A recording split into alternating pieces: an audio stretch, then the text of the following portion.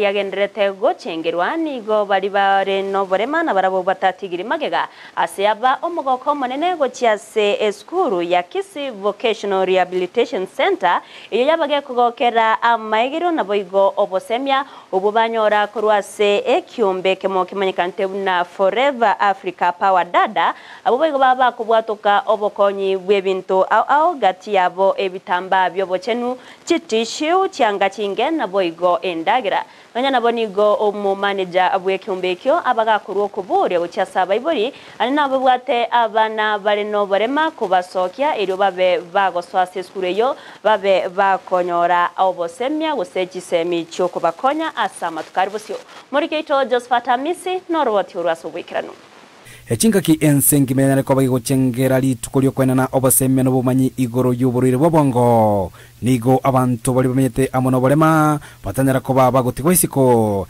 chinga kiboigo banyara ko bakwenanwa obasemya yore chinchira babweneta ko baba gwesemya naboigo gwesira asobogima bwabo bwakira lituko.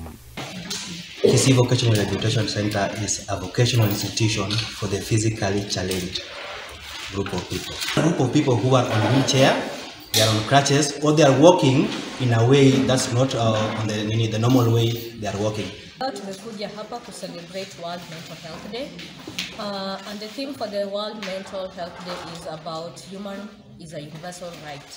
So when you think about people with disabilities, it is one area that the government has really neglected. Ritukulia lero nigo eskuru elie kwenana amaigelio gochiase abantu bamenyete amono bolema ya Kisii Vocational Rehabilitation Center yanyora bageni kurwase kyombe kya Forever Africa Power Dada ekenyera ko begego ikirana na kwenana obasemya na boigo obokonyi bwebinto ebyo bire amaganyo yabanabwo.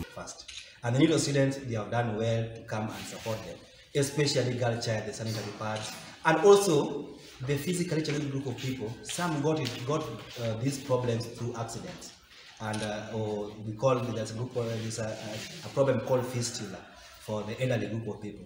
So having the diapers for the elderly group, elderly group of people is very, very much appropriate. It will help them in their hygiene, and also the sanitary pads. Thanks very much, and also we have the tissues and the rest. Thanks very much for the support, and also majorly coming to interact with the students and having a talk with them and telling them how outward the world is and encouraging them to face the world and the face situation in the country and also the job market is very, very much appropriate. Share life experiences, give them a little bit of encouragement, understand some of the challenges they go through, and basically just to assist them get through this particular day. Kukwana kurwa skuru yo nigo omumanager we skuru Joseph Ndeki atebire abana babwate amagani gati yabo chinyomba chake barachitaisaini nabigo egeti yokogosorelia. Especially where the need is first of all the sanitation. We need proper toilets for the institutions.